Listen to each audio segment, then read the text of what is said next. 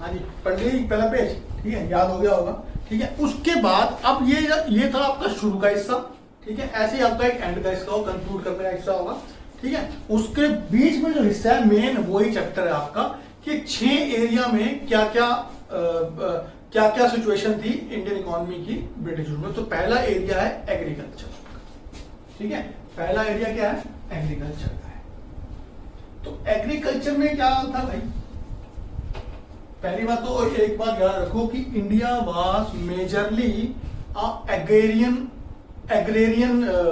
Economy या agriculture based economy during all time rather. ठीक है, आज भी वही हाल है। उस टाइम तो 85% था कि हमारा 85% बंदा एग्रीकल्चर से रिलेटेड लिविंग करता था।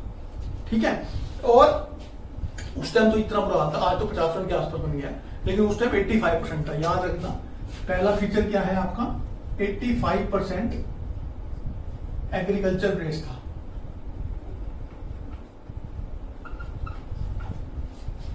ठीक है, याद रखना है। ठीक है, तो दूसरा क्या था इसके अंदर,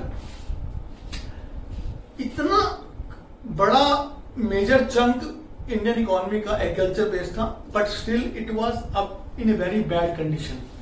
टोटल स्टैग्नेंसी थी, टोटल स्टैग्नेंसी, कुछ ना इंप्रूवमेंट हो रहा था। तो देयर वाज ए, मैं इश्यू को प्रॉपर वर्ड यूज करता हूं, stagnation in agriculture. Agriculture productivity became very low. ठीक है, इन एब्सोल्यूट टर्म का मतलब क्या होता है, रिलेशन नहीं बात कर रहे, एब्सोल्यूट में it was a very low production in agriculture. However British ने क्या किया था कि एरिया था, एरिया जैसे मान लो पहले सपोज इतना एरिया था, एग्रीकल्चर लैंड था, तो ब्रिटिश ने बढ़ा के इतना कर दिया था उस रोल में। मतलब यहाँ के आसपास जंगल होंगे, ठीक है, तो जंगल वगैरह को काट के उन्होंने उसको एग्रीकल्चर लैंड बना दिया था, यानी लैंड को बड़ा कर दिया था। बस ये पॉइंट आपका दिया हुआ है। ठीक है, और इसके अंदर क्या है, अब इस स्टैग्नेंसी के या बैड कंडीशन ऑफ एग्रीकल्चर के रीजन क्या थे। ठीक है जी, ये जो स्टैग्नेंसी थी इसके अंदर, टोटल प्रोडक्शन बहुत लो थी, प्रोडक्शन वेरी लो। वाई लो थी, मैंने आपको अच्छी तरह बता रखा है, इसके बेसिकली 4 पार्ट है, 3 और 4, 1 2 3 4। ठीक है, 1 2 का 4, 4 2 का 1, 4 पार्ट है इसके। पहला पार्ट है लैंड सेटलमेंट सिस्टम। क्या है, लैंड सेटलमेंट सिस्टम। चलो इसी को कॉल करता हूं इस बॉक्स में, लैंड सेटलमेंट सिस्टम। ये इंट्रोड्यूस किया था ब्रिटिश राज ने, जिसके अंदर एक ट्रायंगुलर सिस्टम आ गया था, जिसमें एक कोने पे ब्रिटिश गवर्नमेंट थी, दूसरे कोने पे जमींदार थे, तीसरे कोने पे छोटे फार्मर्स थे। इसको टिलर बोलते हैं, टिलर। ठीक है, और जमींदार को बोलते हैं ओनर ऑफ लैंड। ठीक है, तो ट्रायंगुलर सिस्टम लेके आए और उन्होंने ये बोला था कि now all the production will first go to the owner of the land, means zamindar, and then it will come to us. Right, तो मोस्टली जो प्रॉफिट होता था आपका लैंड की प्रोडक्शन का, वो प्रॉफिट जमींदार या ब्रिटेन गवर्नमेंट खा लेती थी। ठीक है, तो इसकी वजह से स्मॉल फार्मर्स में और बिग फार्मर्स जो जमींदार थे उनके बीच में एक वेज आ गया था, एक गैप आ गया था बहुत बड़ा। ठीक है, तो इसको बोलते हैं लैंड सेटलमेंट सिस्टम। इसके बारे में पढ़ लेता हूं, क्योंकि अलग से कई बार लैंड सेटलमेंट सिस्टम अलग से आ जाता है आपका 3-4 नंबर में, तो मैंने इतना बड़ा बना दिया है इसको कि आपको अलग से आए तो आप आंसर दे पाओ। पहला क्या लिखा हुआ है, लैंड सेटलमेंट सिस्टम में the British government in India is set up a triangular relationship between among the government, the owner of soil and the tiller of the soil, which was popularly known as zamindari system of land revenue. ठीक है, they introduce, I repeat, आप repeat करो, they introduced a triangular system। उसमें एक में British government थी, ठीक है, और एक में आपका था ओनर ऑफ लैंड, ठीक है, और एक में टिलर ऑफ लैंड। ठीक है, ये ओनर को उन्होंने जमींदार बना दिया था, और इसी सिस्टम को बोलते हैं जमींदार सिस्टम। ठीक है, एक नंबर में आ सकता है, व्हाट इज द जमींदार सिस्टम। तो जमींदार system is a system introduced by British government, which has a triangular system in which at one end it was a British government, the other end it was a owner of land, and the last end is on tiller of the soil. ठीक है, and there was a gap between owner and tiller. Clear है, ये point आपको याद करना है। इसके features कौन से थे, बहुत अच्छे फीचर्स थे इसके। प्रॉफिट विल गो टू जमींदार और owner of land instead of tiller. जो काम कर रहा है उसको प्रॉफिट नहीं मिल रहा, जो ऊपर बैठा है उसको प्रॉफिट मिल रहा है। ठीक है। दूसरा क्या था, even if they are getting all the profit, even if this part, ये दो हिस्सा है, इनको सारा प्रॉफिट मिल रहा था, लेकिन इन्होंने एग्रीकल्चर सिस्टम को ठीक करने का कोई भी उपाय या स्टेप नहीं उठाया। मैं पढ़ता हूं यही line. However, a considerable number of zamindars and not just the Conan government did nothing to improve the condition of agriculture. ठीक है। पहली लाइन क्या है, profit accruing out of the agriculture sector went to zamindars instead of the cultivators. ठीक है। फिर third point क्या है, zamindar were known as permanent owner of soil. ठीक है। अगला पॉइंट क्या है, interest of zamindar was only to collect rent regardless of the economic condition of cultivator.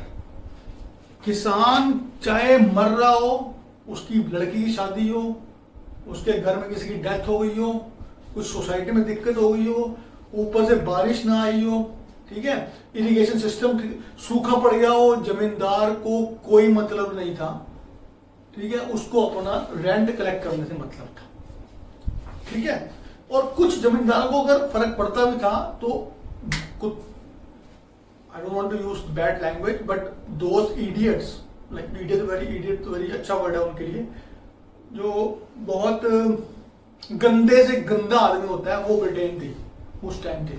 तो ब्रिटेन इतनी गंदी थी कि उन्होंने उस सिस्टम को भी, अच्छे जमींदार को खत्म करने के लिए उन्होंने उनको धमकी दी कि you have to follow one system, I am giving you one date and I am giving you one amount, I need that amount by this date, it is up to you to get the amount from farmers. If you are not able to get it from farmers, you will be removed from your post. यानी उन्होंने जमींदार के अंदर भी insecurity डाल दी। ठीक है, कि तुमको ये फार्मर से लेके आना पड़ेगा, अगर आप नहीं लेके आओगे तो आपको जमींदारी सिस्टम से हटा दिया जाएगा। इस जमींदारी सिस्टम को इंसिक्योरिटी में लाने के सिस्टम को बोलते हैं रेवेन्यू सेटलमेंट सिस्टम। यानी एक डेट दे दी एक जमींदार को या ओनर ऑफ सॉइल को, और उस डेट के साथ उसका अमाउंट बता दिया। ठीक है। अगर उस डेट पे वो अमाउंट हमारी जेब में नहीं आएगा तो आपको जमींदारी सिस्टम से हटा दिया जाएगा। इसको बोलते हैं revenue settlement system, which is a part of land settlement system. ठीक है। यही मोटे मोटे आपके पॉइंट्स हैं ये वाले। ठीक है। उसके बाद सेकंड पॉइंट है आपका लैक ऑफ प्रॉपर इनपुट। क्या पॉइंट है, lack of proper input. Irrigation facilities नहीं थी, सीड्स नहीं थे, मैन्योर नहीं थे, ठीक है, और यूरिया नहीं था, फर्टिलाइजर्स नहीं थे अच्छे, तो they were not able to produce proper agriculture good. ठीक है। थर्ड पॉइंट है फोर्स कमर्शलाइजेशन ऑफ एग्रीकल्चर। ये बहुत इंपॉर्टेंट पॉइंट है, ये आपको पता होना चाहिए। आपको पता भी होगा, आपने 9th-10th में जरूर पढ़ा होगा ये। ठीक है। आपने 9th-10th में पढ़ा होगा, एक वर्ड था इंडिगो वाला, कि इंडिगो की खेती करवाते थे हमसे वो। ठीक है। यानी जो फार्मर्स वीट, राइस और पोटैटो, वेजिटेबल्स, पल्सेस प्रोड्यूस कर रहे थे, उनको इन्होंने फोर्स कमर्शलाइज कर दिया कि आपको ये कल्टीवेट नहीं करना, मैं बोल रहा हूं आपको इंडिगो कल्टीवेट करना है। अब आप बोलोगे इंडिगो क्या होती है? इंडिगो दो चीजें होती है बेटा। एक तो इंडिगो वो होता है जो कलर ऑफ इंद्रधनुष होता है, राइट, रेनबो के जो कलर होते हैं उसको, उसमें एक इंडिगो कलर है। वही इंडिगो, ठीक है, वो जो इंडिगो चीज है, that Indigo is a substance, it is a natural colour. ठीक है। Comes from plant. प्लांट होते हैं ना, प्लांट, उससे एक कलर निकलता है ब्लू कलर का, ब्लू होता है, हाँ, इंडिगो कलर बोलते हैं, मतलब ब्लूइश सा होता है। जीन्स का जो कलर होता है ना, वो इंडिगो से बनता है पहले। अब तो क्या चेंज हो गया, काफी केमिकल्स आ गए, लेकिन पहले की बात थी। तो उनको वो इंडिगो कलर चाहिए था अपनी इंडस्ट्रीज के लिए, तो उन्होंने क्या किया, फूड कल्टीवेशन से हटा के, सब्सिस्टेंस फार्मिंग बोलते हैं उसको, फूड कल्टीवेशन से हटा के उन्होंने कमर्शलाइजेशन ऑफ एग्रीकल्चर कर दिया। तो जो फूड की हमारी जो जरूरत थी वो खत्म कर दी उन्होंने। फूड बना आपने उगाना ही नहीं है, कम ने उगाना है।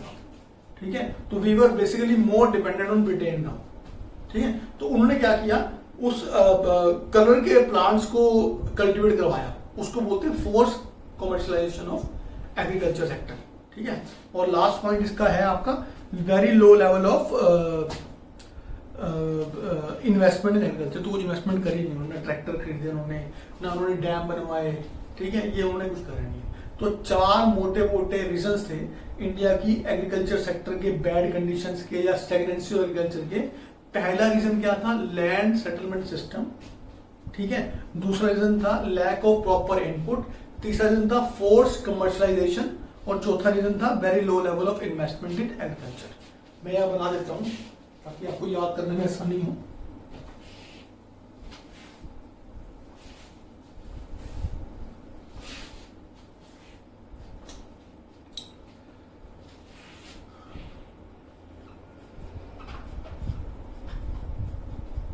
बैड कंडीशन ऑफ एग्रीकल्चर के मेनली 4 मोटे मोटे रीजन दिए हुए एनसीईआरटी में। देयर में भी 1000 reasons, but we are concerned about our source NCERT.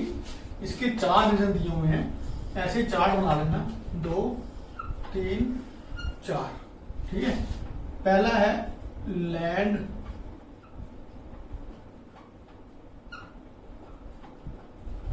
Settlement, दूसरा है लैक ऑफ प्रॉपर इनपुट, ठीक है, और तीसरा है फोर्स्ड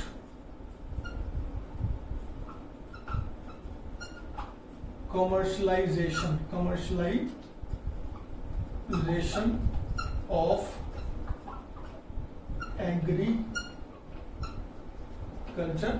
और लास्ट है लो इन्वेस्टमेंट, ठीक है।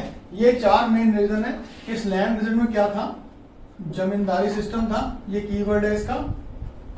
जमींदारी सिस्टम एक ट्रायंगल था, यहाँ ब्रिटिश गवर्नमेंट, यहाँ ओनर और यहाँ टिलर, ठीक है। अगला कीवर्ड है इसका revenue settlement system,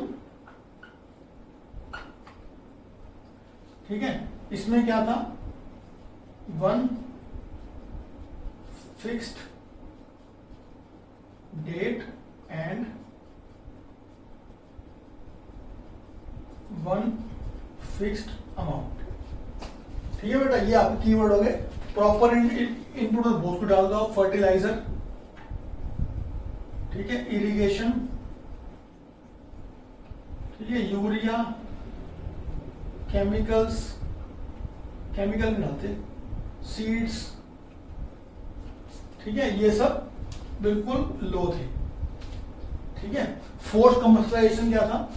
food crop to cash crop. ये आपका हो गया राइस, मेजरली व्हीट हो गए, और कैश क्रॉप हो गया आपका इंडिगो, जो कि जीन्स बनने में या कपड़े बनने में काम आता है, प्लांट से बनता है। तो प्लांट को उगाया गया था इंडिगो नाम की प्लांट, ठीक है। लो इन्वेस्टमेंट में कुछ भी डाल दो आप, डैम्स नहीं बनाए गए थे, ठीक है, और मशीन नहीं लेके आए थे, कुछ भी डाल। तो ये मेन रीजन था, ठीक है। आराम से अब मेरे कहने पे ये वाला पेज जो है एग्रीकल्चर का, इसको खोलो और पढ़ लो, ठीक है। 5 मिनट आराम से पढ़ो, मैं जल्दी नहीं जाऊंगा इसके अंदर, इसको तो दिमाग में घुसा लो आप, ठीक है। ये मेन पॉइंट है, ये उसके की पॉइंट्स हैं, इसको दिमाग में घुसा लो, ठीक है। ये याद हो जाएगा आराम से। फिर मैं जाऊंगा नेक्स्ट पे, जिसका नाम है हमारा इंडस्ट्री, ठीक है। वो भी रिपीटेशन ही है जो पीछे लिखा हुआ है। आराम से पढ़ो पहले पहला page. I will wait for some time.